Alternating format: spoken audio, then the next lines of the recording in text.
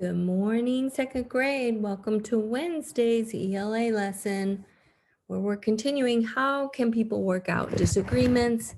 And we have a new text, or we're using a text to where there's a problem between Pepita and another girl, and how do they work out their disagreements? We're going to find out. But first, we're going to talk about base words and prefixes. And how are you going to use them to describe words and their meanings? And how are you going to use your knowledge of syllable patterns to break down or decode longer words? So when we're looking for base words and longer words, that may at first seem unfamiliar.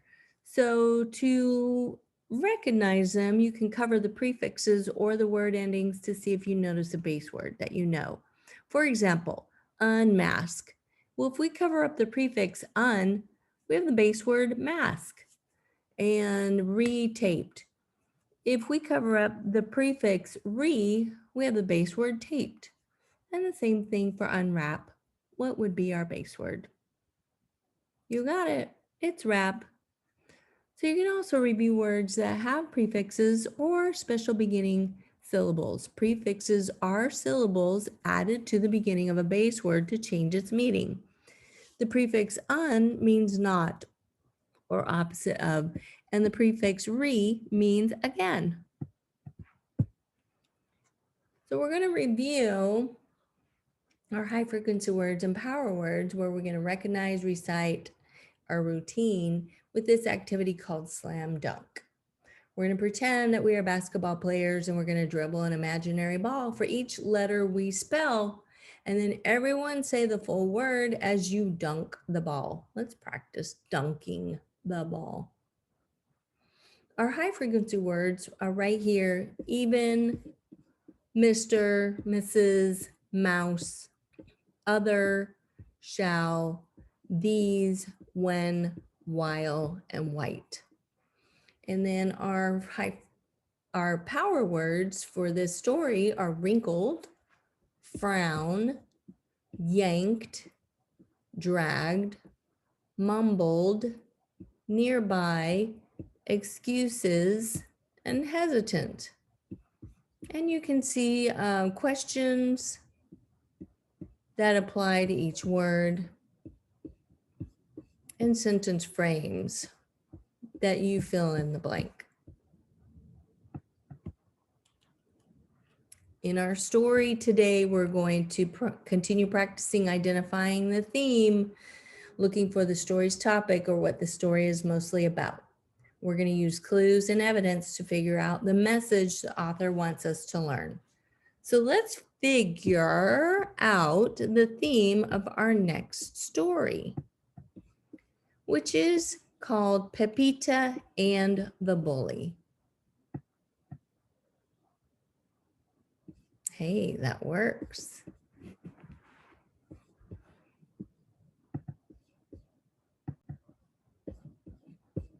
Pepita and the Bully by Ophelia Dumas Lachtman, illustrated by Alex Pardo Delange. I wanted to tell you a little something about this book.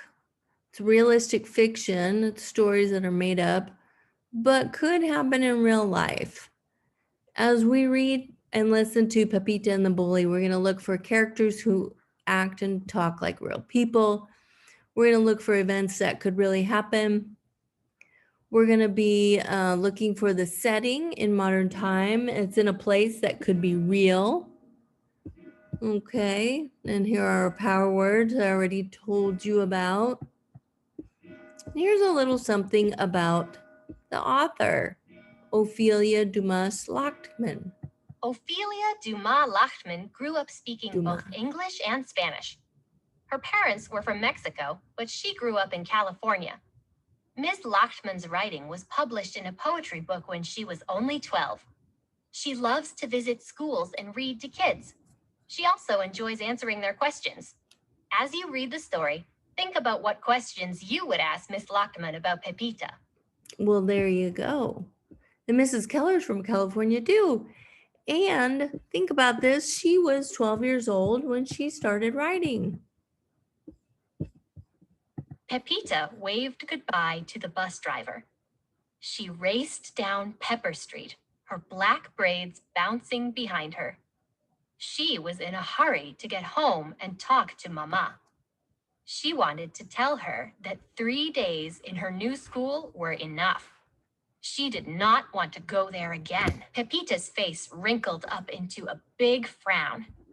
She was sorry because she really liked Miss Chu, her teacher. Miss Chu had black eyes and a soft, sunny smile. Pepita also liked her classroom with bright bulletin boards and cut-out red letters that said, "Welcome to a new school year." She especially liked the playground with its tall, shady tree and benches. But she did not like Babette. She had brown hair, blue eyes, and skin that looked like peach ice cream, but she was not nice.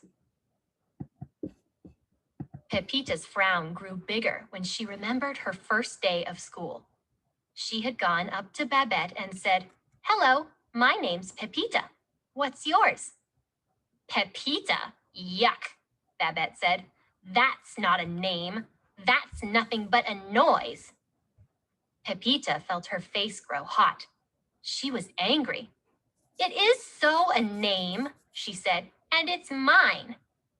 Babette just turned and walked away. On the second day, Miss Chu asked her students to talk about their favorite things. Pepita told them her dog, Lobo, could understand Spanish. At recess, Babette said, "I'll bet your dog has fleas." Pepita felt her face grow hot. She was angry. "He does not," she cried. Babette just turned and walked away. And today was even worse. Babette yanked her braids and said, "Your braids look like two raggedy ropes. You should cut them off." Pepita felt her face grow hot. She was really angry. "They are not ropes," she cried. "They're braids, and if you pull them again, I'll tell Miss Chu." Babette yelled, "Tattletale, tattletale," and turned and walked away. Pepita was glad when the school day was over. Yes, she thought as she raced home, 3 days are enough. I don't want to go to that school again. In the middle of the block, Pepita saw Mrs. Green digging in her garden. "Hello, Mrs. Green," she said. "Can I ask you something? Do you think my name is funny?" "Why, no, Pepita," Mrs. Green answered. "Your name has a very lovely sound. It reminds me of bright little flowers." Pepita nodded and smiled. "That's nice," she said. "Thank you, Mrs. Green."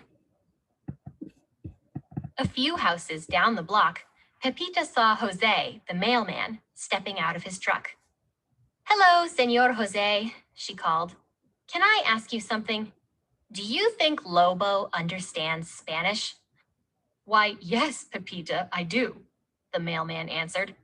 "I told him to sit, and when he did, I said, 'Buen perrito,' good little dog. And he wagged and wagged his tail. Of course he understands Spanish." Pepita nodded and smiled. "I thought so too," she said. "Thank you, Senor Jose." When Pepita was near her own house, she saw Mrs. Becker standing by her easel, painting a pot of red geraniums. "Hello, Mrs. Becker," she said. "Can I ask you something? Do you think my braids look like raggedy ropes?" "Why, no, Pepita," Mrs. Becker answered. "Your braids are very lovely. They remind me of black satin ribbons shining in the sun." Pepita nodded and smiled. "That's nice," she said. "Thank you, Mrs. Becker." When Pepita got home, she found her mother in the kitchen. "Mama," she said, "I can't go back to that school again." "Why?" Mama asked. "I thought you liked your new school." "So did I," Pepita said, "until I talked to Babette." "And who is Babette?" Mama asked. Babette is a bully, Pepita said. She's mean to me, Mama. I'm not going back to school. No, no, Mama said. That cannot be. School is important. But let's see what Papa has to say. At supper that night, Pepita told her family what Babette had said to her. She says my name is nothing but noise, that Lobo has fleas, and that my braids are raggedy ropes. And she yanked them. That's why I'm not going back to school. I see, Papa said, but you have to go to school. So tomorrow, if Babette yanks your braids again, you must tell your teacher. But if Babette says mean things to you, either you can answer her politely or you can walk away. But whatever you do, you must be kind. Kind? Pepita asked. Is that like nice? Papa nodded. Yes, nice will do. Pepita's brother Juan said, just don't fight with her. Bullies like fights. In bed, Pepita tossed and turned and tumbled until her blankets were in a tangle. She dragged her doll Dora out from under the blankets and placed her against the pillow. Dora, she said, tomorrow Babette will say mean things to me. Dora's face looked sad. Pepita sat up straight and punched the pillow. What if she tries to hit me? Dora disappeared under the blankets. Pepita pulled her out again. Don't worry, Dora, she said. I'll think of something. Dora huddled close. They snuggled together and fell asleep. In the morning, Pepita got out of bed slowly. She dressed slowly. She ate breakfast slowly. She twisted and turned and muttered and mumbled while Mama brushed and braided her hair. But no matter what Pepita did, nothing slowed down the clock. It was time to go to school. Mama, Pepita complained, 3 days are enough. But Mama said, school is important, and if you don't hurry, you'll be late. So Pepita went to school. Her classroom was sunny and bright. Her teacher smiled at her. But across the room, Babette wrinkled up her nose and made an ugly face. At recess, Mindy asked Pepita to play hopscotch. Pepita was about to say yes, but she saw Babette standing nearby. She gave Mindy a friendly wave, went to the farthest corner of the playground, and sat under the shady tree. Babette was right behind her. That's my bench, Babette said. I don't like you sitting there. Pepita stood up. What do you like? She asked and started to walk away. I don't like you for sure, Babette said. Pepita felt her face grow hot. She was angry. She stopped and turned. Maybe you don't like anything at all, she called. Maybe you don't even like your name. Maybe you don't even like yourself. And I'll bet you don't even have a dog. You aren't nice, Babette said, and a tear rolled down her cheek. You aren't nice at all. Pepita's mouth dropped wide open. Her brother had told her not to fight.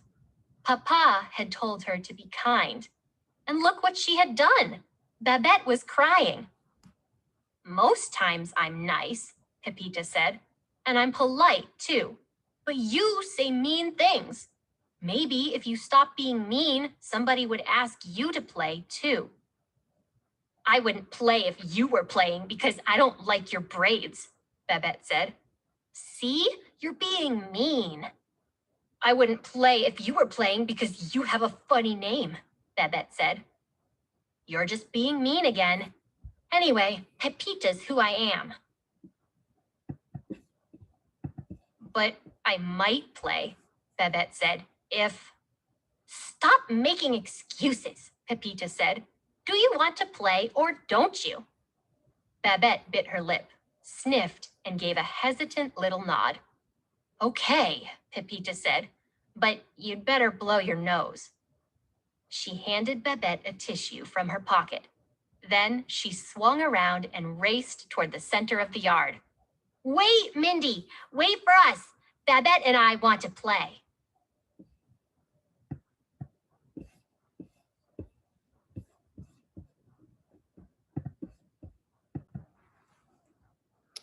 Okay, so what clues or evidence did you find to answer this question? Why is this part of the story important? So let's talk about what were the important pieces of this story.